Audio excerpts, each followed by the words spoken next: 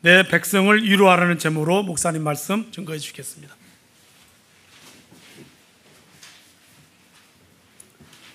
기도하시겠습니다. 하나님 아버지 감사합니다. 오늘 우리를 위로하시는 하나님의 말씀이 우리 마음을 평안하게 하며 그리고 주의 뜻을 분별하고 순종할 수 있는 우리 귀한 주의 백성들 모두 되게 하옵소서. 예수님의 이름으로 기도합니다. 아멘.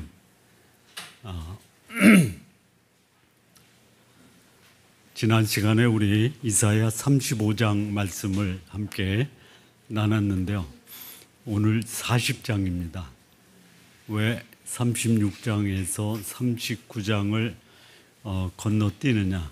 그럴 만한 이유가 있어서 건너뛰는데요.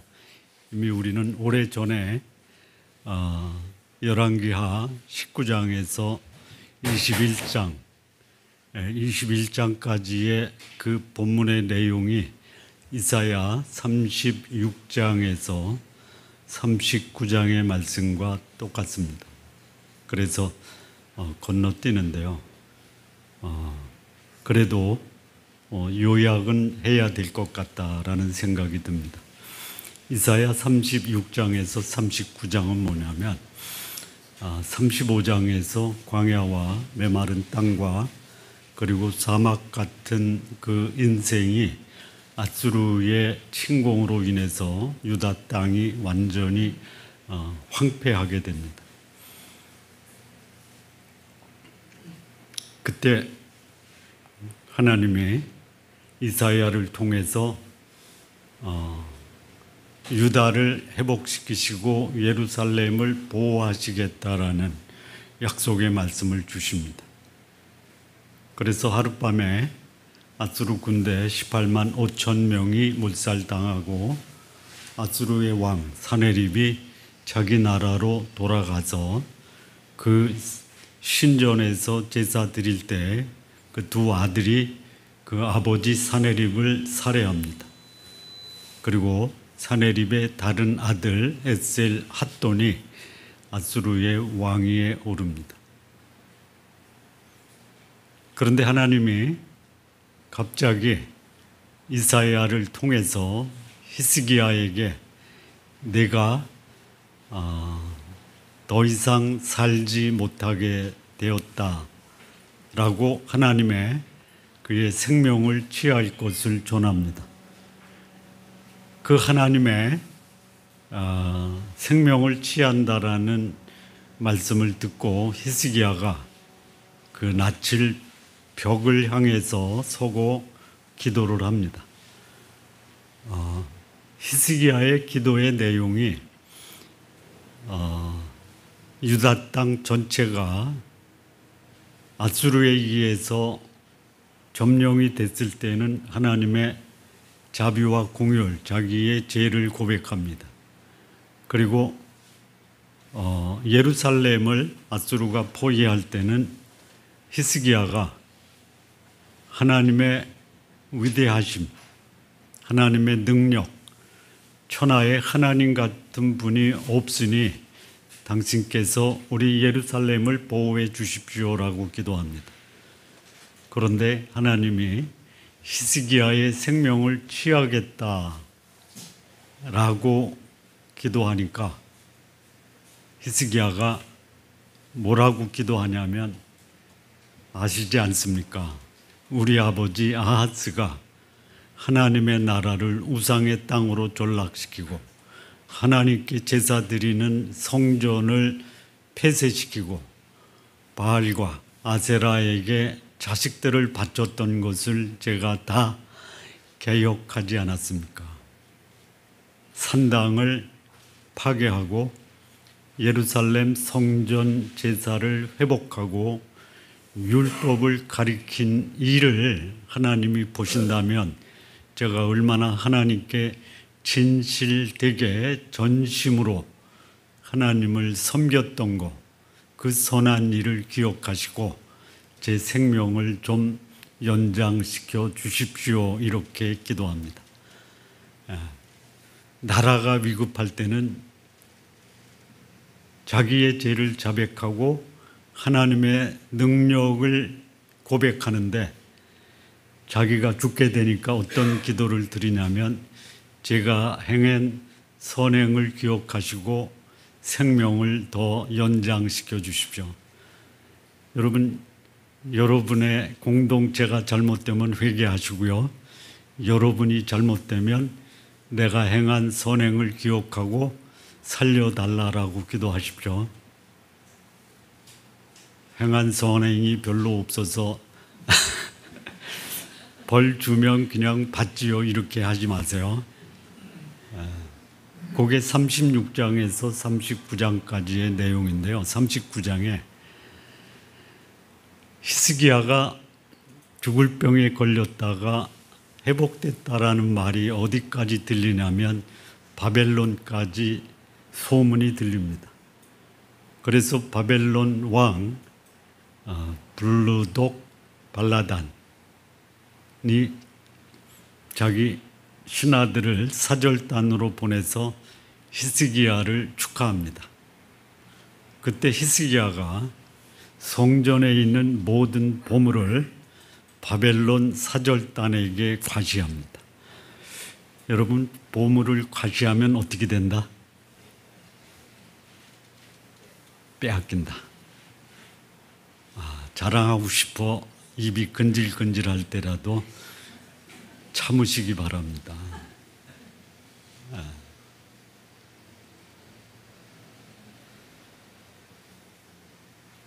그래서 하나님이 그 말씀을 듣고 히스기야한테 너 교만하구나.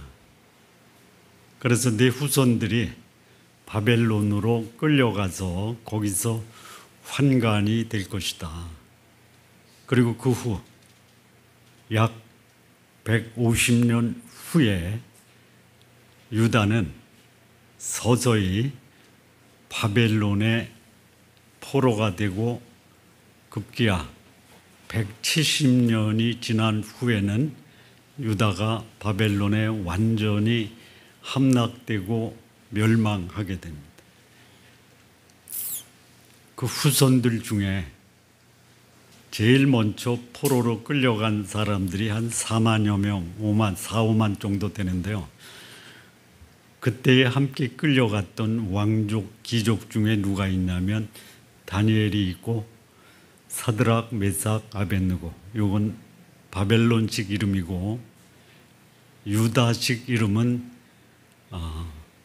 아사라, 미사엘, 하냐냐가 왕족 또는 귀족으로 요 이사야 선지자의 말씀을 빌리면 바벨론에서 왕궁의 고관이 됐다. 요게 39장의 말씀입니다. 그리고 이사야가 세상을 떠나고 히스기야가 세상을 떠나고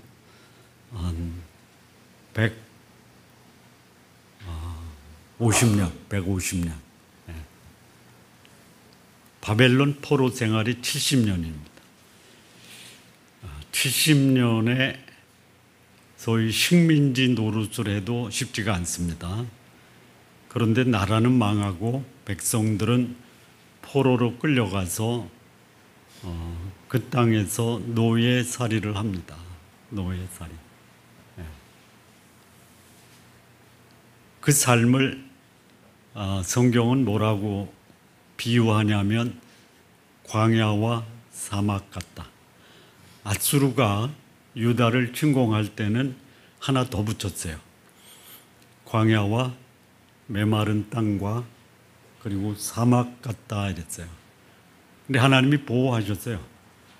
그래서 앗수르 군대는 물러가고 앗수르 왕은 자기 나라에 돌아가서 살해를 당합니다. 그런데 그 후에 히스기야가 하나님의 부르심, 소위 곧 죽게 될 것이다 라는 하나님의 그 부르심을 듣고 기도해서 15년 연장이 되는데요. 그때에 낳은 아들이 누구냐? 히스기야 다음에 유다의 왕이 된 므낫세 왕입니다. 므낫세 왕이 15년 연장된 히스기야 제2기간에 출생을 하는데 이 므낫세가 12살의 왕위에 오르고요. 무려 50년 이상을 유다의 왕으로 제의를 합니다. 그런데 그 므낫세 왕이 유다를 소위 뿌리째 흔들어서 나라가 망하게 되는 결정적인 악행을 합니다. 뭐를 하느냐? 그 할아버지가 행했던 산당 제사를 회복하고 바알과 아세라를 섬기고 성전 제사를 중단하고 백성들에게 악행을 행합니다. 그래서 하나님이 므낫세를 징계를 하세요. 아수르의 포로가 되게 하십니다. 그때 므낫세가 회개를 해요. 그러나 회개한 것은 잘한 것이지만 나라는 이미 존립할 수 있는 기간조차도 사라지게 됩니다. 그 아들 아몬이 한술 더 떠요. 근데 놀랍게 이 므낫세의 손자 요아스 왕이 다시 개혁을 해서 좀 반짝이다가 애굽이 그 아수르를 치러 올라가는 것을 요시야가 나가서 막습니다. 그래서 무기또라는 광야에서 애굽의 바로와 유다의 요시야가 전쟁을 하는데 애굽의 바로가 너 나하고 싸우면 불리하니까 그냥 네 나라로 돌아가라. 근데 요시야가 안 돌아갑니다. 그래서 무기또에서 이 요시야가 전사를 해요. 그때 요시야가 전쟁을 안 하고 유다로 돌아가서 개혁을 계속 지속했다면 어떻게 될까? 가정으로 말하는 것은 바람직하지 않지만 그 가정을 나한테 적용해서 내 삶의 변화를 추구하면 내 삶이 지금보다는 더 낫지 않겠냐. 그리고 그 후에 유다 왕 여호와하스, 여호와김, 시드기야 한결같이 그들은 하나님 앞에 악행과 범죄를 저지르다가 BC 605년에 1차 포로가 됩니다. 그리고 586년에 유다는 멸망하고 역사 속에서 사라집니다. 그리고 70년 바벨론 노예 생활을 합니다. 노예 생활. 그런데 노예 생활이 끝날 것이다 라는 것을 언제 하나님이 유다 백성에게 예언의 약속을 하느냐? 이사야가 살아있고 히스기야가 살아있을 때 말씀하십니다. 우리 성도님들, 여러분들에게 천국을 약속하신 것을 언제 하셨어요? 언제 하셨어요? 영원 전에 하셨어요. 그리고 오늘 우리에게 복음을 전하는 사람들의 그 복음을 듣고 우리는 천국을 알게 됐고 천국에 가기 위해서 나의 제 문제, 내 죽음의 문제 이거 해결하신 예수님이 복음이다라는 그 복된 소식을 듣고 예수님을 나의 구원자로 모시고 살면서 천국에 대한 소망을 갖고 살게 되었습니다. 유다 백성이 바벨론에서 포로 생활할 때 그들에게 들려온 복음은 노역의 때가 끝났다. 너희 제사함을 받았다. 너희가 바벨론에서 살았던 그 노역의 기간이 제2의 벌인데 이미 충분히 제2의 벌을 받았다라고 말씀하십니다. 오늘 이 본문의 말씀은 내 백성을 위로하라라는 말씀이에요. 여러분 위로가 필요하십니까? 네. 사람마다 위로받을 내용들이 다르죠. 갑자기 내 사랑하는 가족이 병원에 입원해서 치유를 기다려요. 그 가족의 치유를 기다리는 가족들 마음에는 뭐가 복음이에요? 완치된다. 라고 하는 의사의 선포죠. 그게 복음이에요. 예.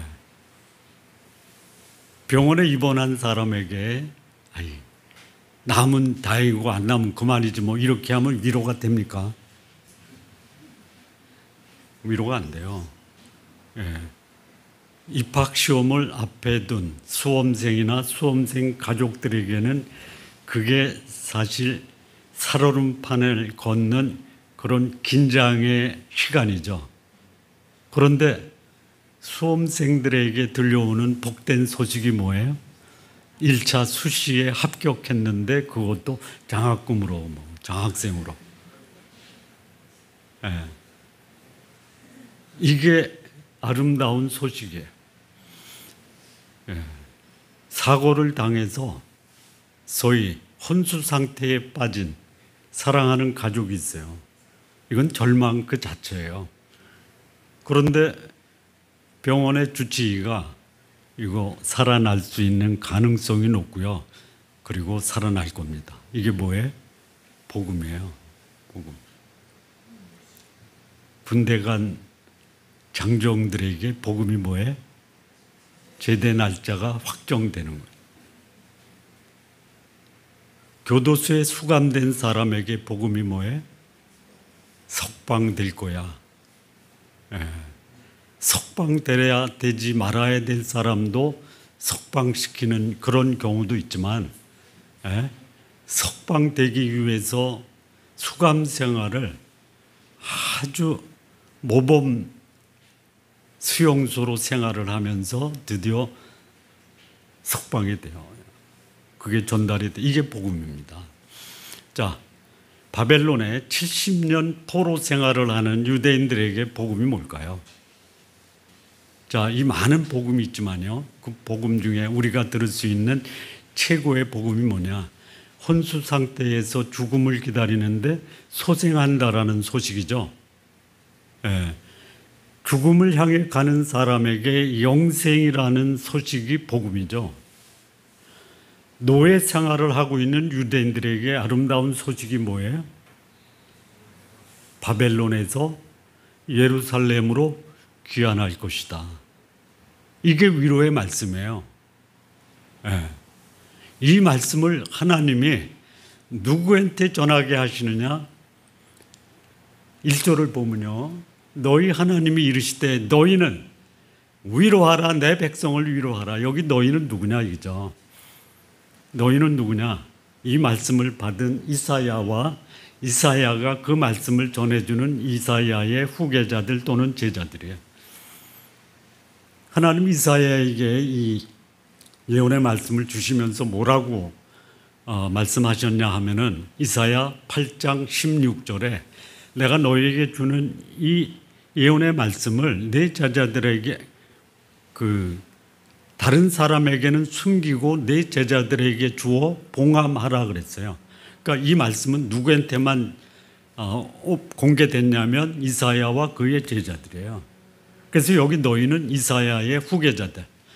이 후계자들이 언제까지 후계자들이 남아 있었냐면 바벨론에서 포로 생활 70년 하는 동안에도 복음을 전하는 이사야의 후계자들이 계속해서 이사야의 복음, 하나님의 복음을 바벨론의 포로가 된 유대인들에게 전달을 한 것. 그런데 그들이 전달한 이사야와 그의 후계자 무엇을 전달했냐? 2절 말씀 보면요. 너희는 예루살렘의 마음에 닿도록 말하며 그것을 외치라. 여러분, 복음은 마음의 위로가 되어야 되고요. 마음에 와 닿아야 돼요. 그리고 이것은 소근거리는 것이 아니라 외쳐야 돼요. 우리 성도님들, 여러분이 가지고 계신 그 복음의 메시지를 듣는 사람 마음에 닿도록 외치시기 바랍니다. 가장 큰 울림과 외침이 뭐예요? 삶으로 보여주는 거예요. 목소리 높인다고 외치는 게 아니고 내 삶을 보고 그 삶에서 복음이 전파되고 내 삶을 보는 사람의 마음에 닿도록 외치는 거예요. 예. 여기 이 마음에 닿도록이라는 말이 뭐냐? 위로가 되다, 또는 정답다, 또는 부드럽다, 이런 거예요. 복음을 전할 때요, 찌르지 마세요. 복음을 전할 때 찌르면 안 됩니다. 정답게 해야 되고요, 부드럽게 해야 되고요, 위로가 되게 해야 돼요. 그 말이 뭐냐? 그렇게 듣고 싶었던 아름다운 소식이에요. 뭐예요? 그 노역의 때가 끝났다. 바벨론 노예 생활이 끝났다라는 거예요. 선포하는 거예요. 외치는 거예요. 그 죄악이 사함을 받았다. 왜 노예가 됐냐? 바벨론에 죄 때문에요. 근데 여기 더 위로가 되는 거, 이게 얼마나 갈까 했더니요, 하나님이 뭐라고 하냐면 너희들이 받을 것보다 더 받았어, 이 얘기예요. 예. 그러니까 충분히 받았다라는 거예요. 여러분, 죄는요, 마땅히 받아야 될 그 벌을 받아야 돼요. 예. 근데 하나님 뭐라고 그래요? 지금까지 살아온 이 삶이 충분히 받은 것이다. 예. 그러면 충분히 받은 이 노역이 마치 뭐와 같냐? 3절을 보실래요? 광야에서 여호와의 길을 예비하라, 사막에서 우리 하나님의 대로를 평탄하게 하라. 여기 외치는 자가 노역이 끝났고 죄가 사함받았고 충분히 죄에 대한 벌을 받았다라고 하는데, 그 노역과 죄의 결과, 이게 뭐냐? 광야와 사막 같은 거예요. 우리 성도님들, 지금 내가 살아가는 삶의 이 환경을 보면 마치 광야와 같고 사막과 같을 때도 있죠. 없으면 감사하시고요, 있으면 아, 그렇구나, 내 삶이 광야와 사막 같구나. 그런데 끝났어요. 예, 광야와 같은 내 인생이 끝났다. 사막과 같은 내 인생이 끝났다. 예. 그러면 광야가 뭘로 바뀌어야 돼요? 시냇물이 흐르는 초원으로 바뀌어야죠. 사막이 뭘로 바뀌어야 돼요? 오아시스로 바뀌어야 돼요. 이게 복음이에요. 예. 하나님이 나를 소위 바벨론에서 예루살렘으로 인도하시고 광야를 물이 흐르는 초원, 사막의 오아시스로 바뀌었는데 내 삶은 여전히 광야다. 문제가 있는 거죠. 무슨 문제냐? 내가 해결해야 될 문제가 있어요. 그래서 여기 외치는 자, 여기 너희는이라는 말은 복수고요, 외치는 자는 단수예요. 누군가가 나에게 와서 내 광야와 같은 인생을 초원으로 바꾸고 사막과 같은 인생을 오아시스로 바꾸도록 누군가 나한테 와서 나의 삶을 바벨론에서 예루살렘, 광야에서 초원, 사막에서 오아시스로 바꿀 수 있는 이 준비의 삶을 전해줘야 돼요. 그게 뭐예요? 여호와의 길을 예비하라. 여호와의 대로를 평탄케 하라. 여러분, 이 외치는 자의 이 소리를 가지고 외친 사람이 있죠. 예수님이 땅에 오셨어요. 이사야가 이 말씀이 유효하게 증거되는 데는 무려 170년이 걸려요. 근데 그것이 실질적으로 하나님의 말씀으로 그때의 사람들의 마음을 변화시키고 여호와의 길을 예비했던 이 복음의 메시지를 전한 세례 요한 때는요, 무려 700년 후에. 그런데 그 말씀이 오늘 우리들에게도 동일하게 여호와의 길을 예비하라라고 말씀해요. 그럼 예비한다라는 것이 뭐냐? 바벨론에서 예루살렘까지 가는 길이 사막과 광야 아니에요. 그런데 거기에 뭐가 있냐? 4절 말씀 보실래요? 골짜기가 있어요. 골짜기. 이 골짜기가 웬만한 골짜기가 아닙니다. 계곡이에요, 계곡. 거기 또 뭐가 있냐? 산과 언덕이 있어요. 거기 또 뭐가 있냐? 고르지 못한 곳이 있어요. 그리고 험한 곳이 있어요. 이거 어떻게 해야 돼요? 골짜기는 돋아야 되고 산과 언덕은 낮아져야 되고, 고르지 못한 곳은 평탄하게 돼야 되고, 그리고 험한 곳은 평지가 돼야 돼요. 이해가 되죠? 이 상황을 상상하면요. 그러니까 이게 바벨론에서 예루살렘까지 가는 사막과 광야길에 있는 골짜기 메우고, 산은 깎고, 고르지 못한 곳은 평탄 작업을 하고, 험한 곳은 평지로 만들라는 거예요. 누가 하는 거예요? 누가 하는 거예요? 바벨론에서 예루살렘에 가는 사람이 하는 거예요.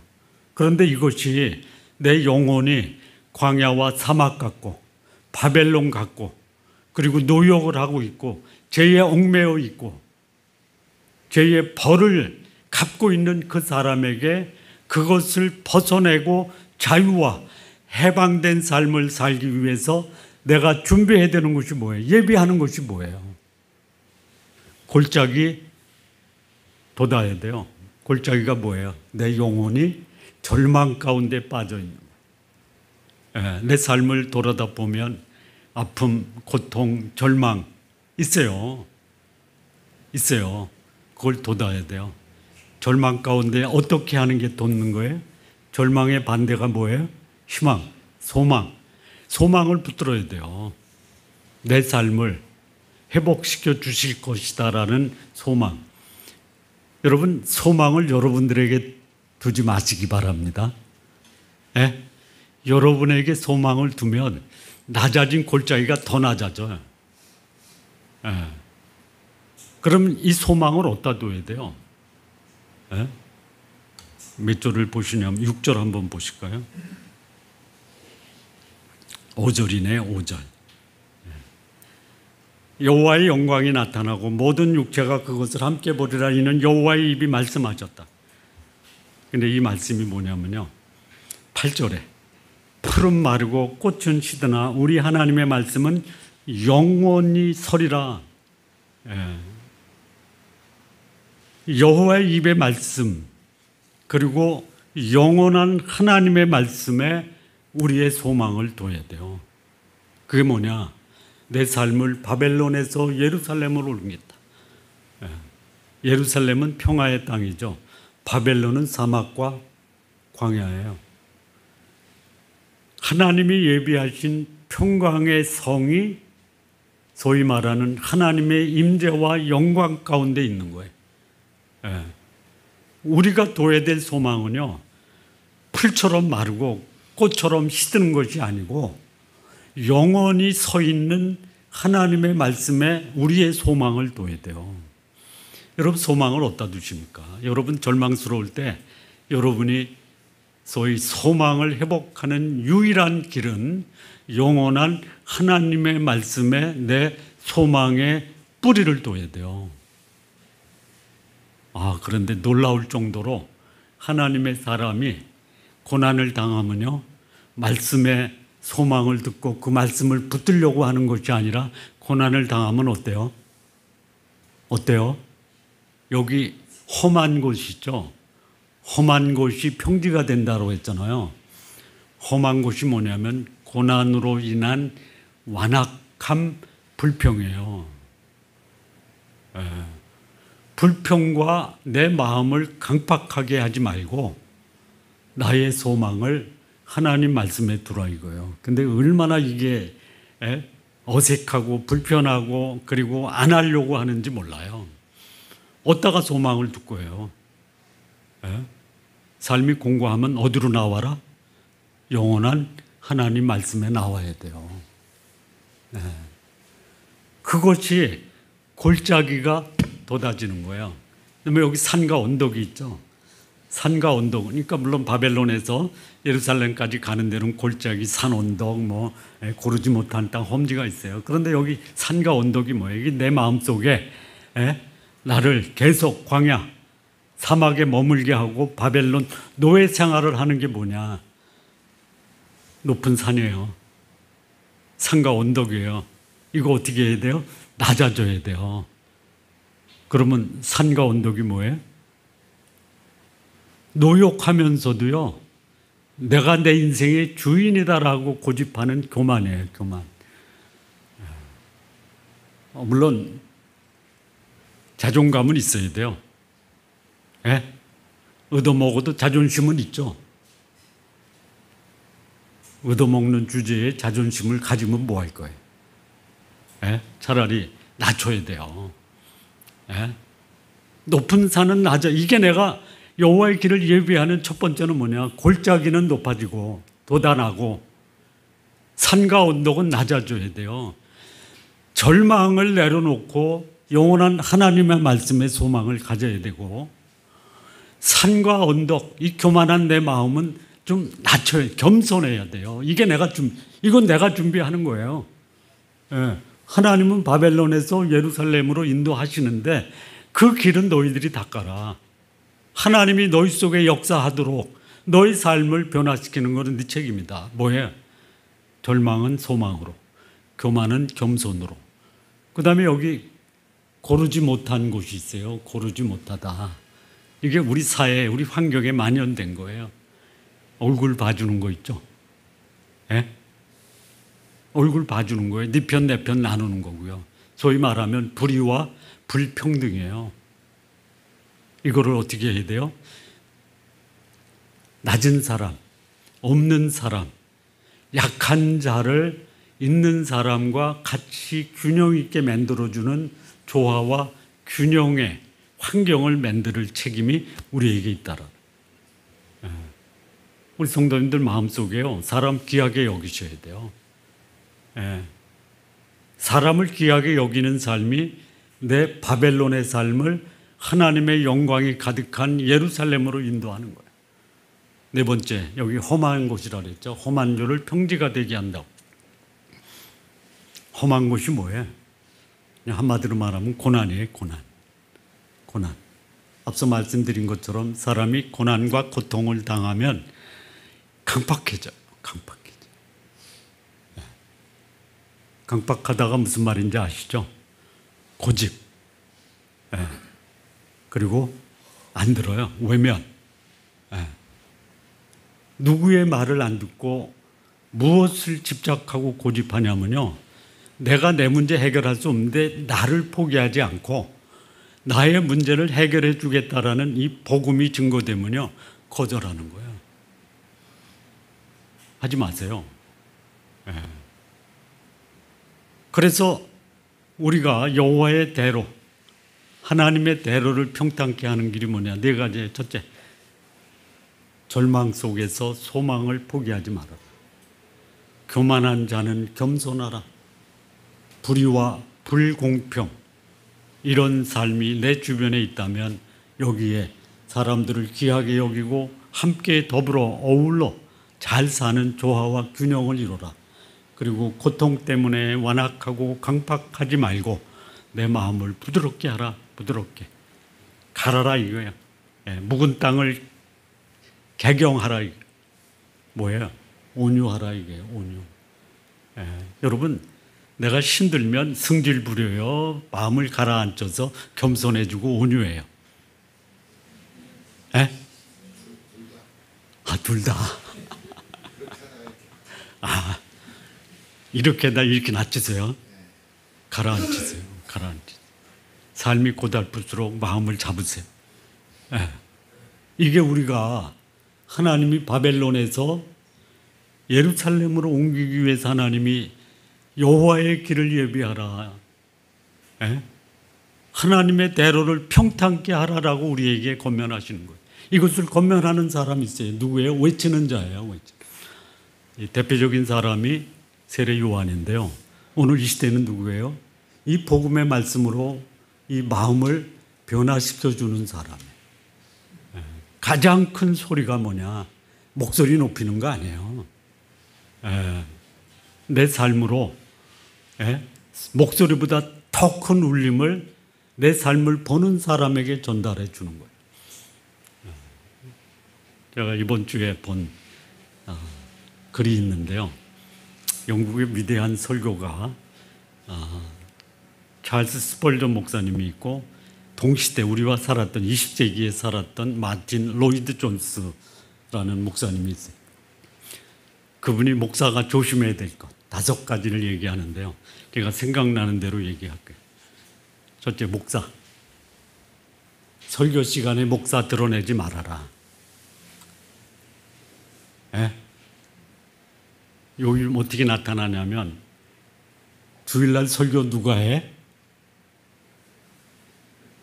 이번 주 설교 담임 목사가 해? 무슨 설교 들으러 온 거예요? 담임 목사 설교 들으러 온 거야. 설교를 들으면 우리 목사 설교 잘한다. 우리가 설교를 들으려면 우리 목사 정도의 설교를 들어야지. 이거는 설교가 잘못된 겁니다. 설교를 들으면요, 하나님이 오늘 나에게 말씀하셨다. 그래서 말씀이 기억나야죠. 소리가 기억나면 안 돼요. 여러분, 돈 들여서 목소리 갈고 소위 케네디 센터나 카네기 홀에서 독창회를 하면 소리가 남습니까? 전하는 메시지가 남습니까? 이태리 말로 부르는 소프라노 그 메시지가 들려요? 아니면 이태리 말로 부르는 그 노래 소리가 들려요? 예?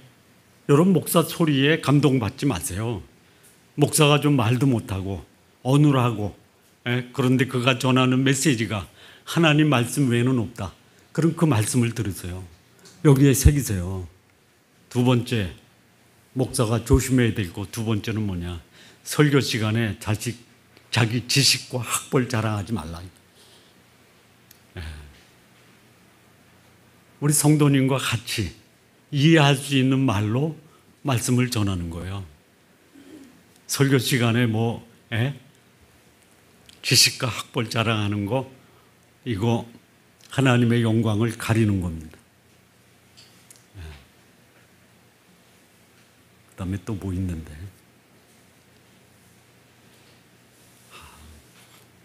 다 생각이 안 나요. 자, 그래서 외치는 자가 자기 말 하지 말라 이거예요. 내 삶으로 사람들의 삶을 변화시킬 수 있는 그 복음의 메시지를 전하라. 하나님이 내 삶 속에 들어와 그분이 내 삶을 인도하고 내 삶을 주관하도록 절망 가운데 있는 사람, 소망의 메시지, 교만한 사람, 스스로 자신의 모습을 보고 겸손하고 고르지 못한 땅, 불의와 불평등으로 원망하는 사람들 고르게 하라. 사람 귀하게 여기고 험한 곳에 있는 것, 고통으로 인해서 완악하고 강팍한 사람, 그 마음을 부드럽게 경작하라. 이거 준비시켜야 돼요. 이게 준비시켜야 돼요. 단체로 전하지 마시고요. 여러분 개개인들이 외치는 자가 돼서 내 삶으로 사람들의 삶 속에 감동을 주시기 바랍니다. 여기 위로는요, 1절에 위로하라고 그랬잖아요. 근데 여기 큰 소리로 외치라고 그랬죠. 그래서 사실은 외치는데요, 아까도 말씀드린 것처럼 소리가 높다고 위로가 되는 게 아니에요. 여기 위로하다라는 이 본래의 뜻은 뭐냐면 옆에 앉아서 다정하게 말하는 거예요. 광야 같은 사람, 내 그 광야를 같이 걸어주는 거예요. 사막 같은 사람, 그 사막을 같이 걸어주는 거예요. 이게 위로예요, 이게. 근데 무슨 위로예요? 가면서 이거 끝났어. 마음을 준비해야 돼. 절망하면 소망을 갖고, 교만하면 겸손해야 되고, 불의와 불평등 속에서 사람들을 귀하게 여기고, 원망하고 완악하고 강박한 것이 아니라 마음을 부드럽게 해야 돼. 삶으로 보여주는.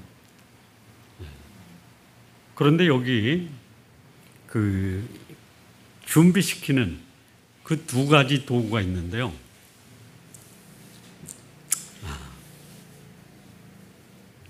그 40장 6절 보면요. 말하는 자의 소리여 이르되 외치라. 대답하되 내가 무엇을 외치리까? 여기 말하는 자의 소리가 있고 내가 나와요. 그러면 말하는 자와 나는 다른 사람이죠. 말하는 자가 말해요. 외치라고 말해요. 그랬더니 그 외치라는 말을 듣고 내가 무엇을 외치죠? 그러니까 말하는 자와 나는 다르죠. 여기 지금 이사야 40장 1절에서 11절 말하는 주체가 되는 사람이 5부류의 사람이 나와요. 여호와가 나오죠.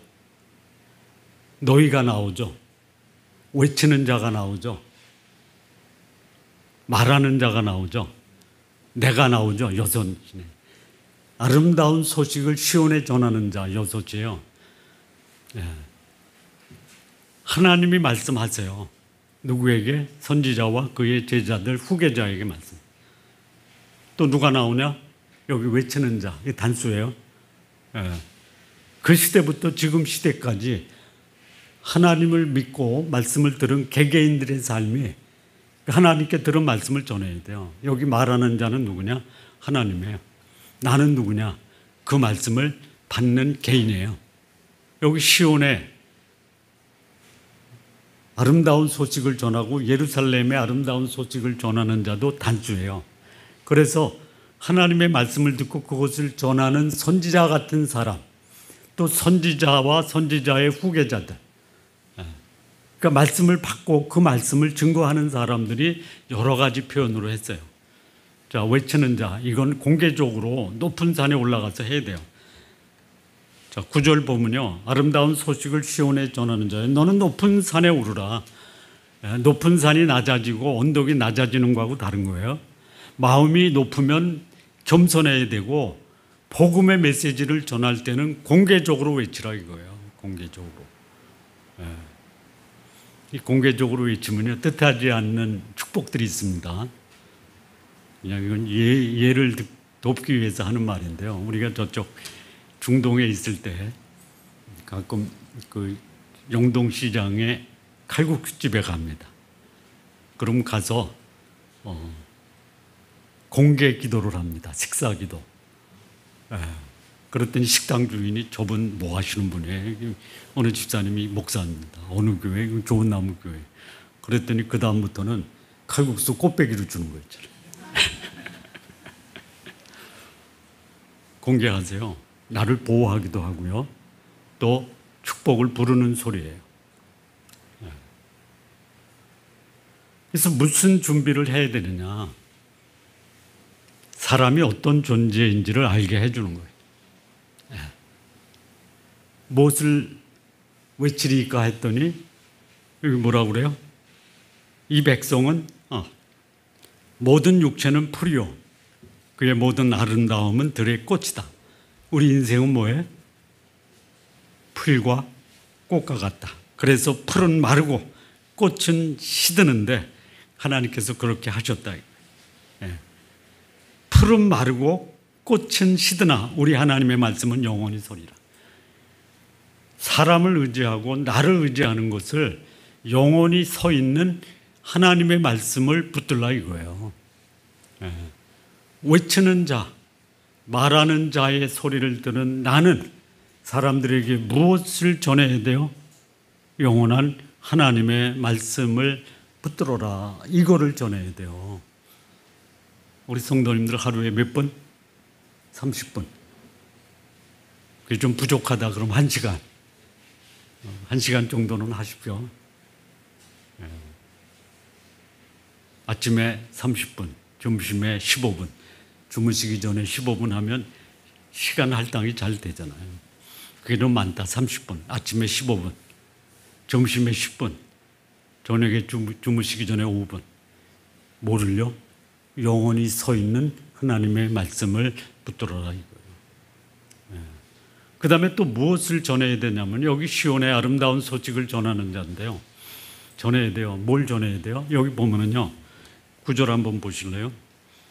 아름다운 소식을 시온에 전하는 자요. 너는 높은 산에 오르라. 아름다운 소식을 예루살렘에 전하는 자요. 너는 힘써 소리를 높이라. 두려워 말고 소리를 높여 유대 성읍에게 이르기를 너희의 하나님을 보라. 영원한 말씀을 붙들어라. 하나님을 보라 이거예요. 어떤 하나님? 여러분이 보는 하나님이 어떤 하나님이냐? 내가 보는 하나님이 나를 도울 수 없는 하나님이다 라고 생각하면요, 하나님 안 보죠. 하나님 보십시오. 여기 이 말씀을 외치는 자가 본 하나님은 어떤 하나님이었냐? 10절 보실까요? 보라. 또 여기 이 보라가 계속 나오거든요. 10절에. 9절에도 보라, 10절에 2번 나와요. 보라. 예. 주 여호와께서 장차 강한 자예요. 강한 자. 강한 자가 뭐예요?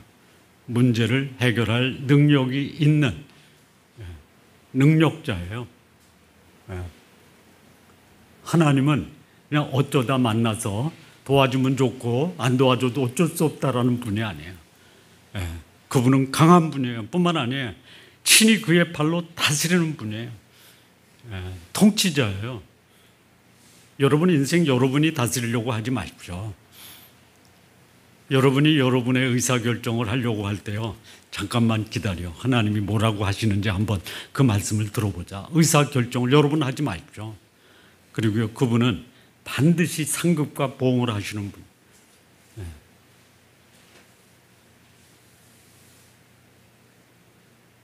아무리 열심히 일해도 상급이 없어. 그것처럼 절망스럽고 힘든 게 있어요. 근데 우리 하나님은요, 반드시 상급을 보상하세요. 그분은 어떤 분이냐? 목자 같은 분이에요. 11절. 먹이세요. 그 양을 팔로 모아서 품에 안으세요. 젖먹이는 암컷들 온순히 인도하세요. 우리 하나님은 어떤 분이냐? 우리가 바라봐야 될 하나님이 어떤 분이냐? 하나님의 정체를 분명히 알아야지 그분께 나가는 거예요. 어떤 분이에요? 목자 같은 분이에요. 목자는 양들을 위해서 목숨을 버려요. 먹이시기 위해서 자신은 굶어도 양떼를 먹이는 분이에요. 안으시고 그리고 인도하시는 분이에요. 우리가 힘들 때 그분은 안아서 우리가 가야 될 곳으로 인도하시는 분이에요. 이게 70년 노예 생활을 하면서 그 기간이 끝나가는 바벨론 포로된 유대인들에게 하나님이 복음의 메시지를 전하는 거예요. 오늘 우리 이 시대가 마치 바벨론의 포로와 같은 삶을 살고 있다. 그러면 하나님의 역사하심을 기대하시기 바랍니다. 이거 기대 안 하면 뭘 기대하시겠어요? 여러분, 가진 것이 넉넉하다. 내가 내 삶의 위치가 높다. 그리고 사람들에게 많은 영향을 준다. 할 수만 있다면 그렇게 하십시오. 그리고 하나님께 그걸 기도하세요. 그런데 그보다 더 중요한 거, 내가 하나님과 함께 그분의 인도하심을 받고 그분의 다스림을 받고 그분의 공급하심을 받고 그리고 내 인생이 광야가 초원으로 바뀌고 사막이 오아시스로 바뀌고 내 삶 속에 절망이 소망으로 바뀌고 그만한 내 마음이 겸손한 마음으로 바뀌고 고르지 못한 불의와 불평등이 만연한 세상에 하나님이 사람을 귀하게 여기는 곳으로 만들어주시고 그리고 완악하고 강박한 마음을 온유한 마음으로 바꿔주기를 원한다면 하나님과 그의 말씀을 붙드세요. 이거 외에는 없어요. 이거 외에는 없어요. 여러분 잘 사는 사람, 힘 있는 사람, 다른 나라 지배하는 나라들 보세요. 한결같이 다 무너졌어요. 여전히 남아있는 하나님의 나라는 지금도 그 나라는 소망의 나라고 겸손의 나라고 그리고 사람을 귀히 여기는 나라고 그리고 온유한 자들이 그 나라에서 영광을 받는 나라예요. 우리 성도님들의 삶, 그런 삶이 되시기를 진심으로 바랍니다. 기도하시겠습니다. 하나님 아버지 감사합니다. 바벨론에서 예루살렘으로 그리고 광야에서 초원으로 사막에서 오아시스로 인도하시는 하나님께 대해서 우리가 그 하나님을 알고 그 하나님의 말씀 앞에 겸손히 순종할 수 있는 귀한 주의 백성들 모두 되게 하옵소서. 예수님의 이름으로 기도합니다. 아멘.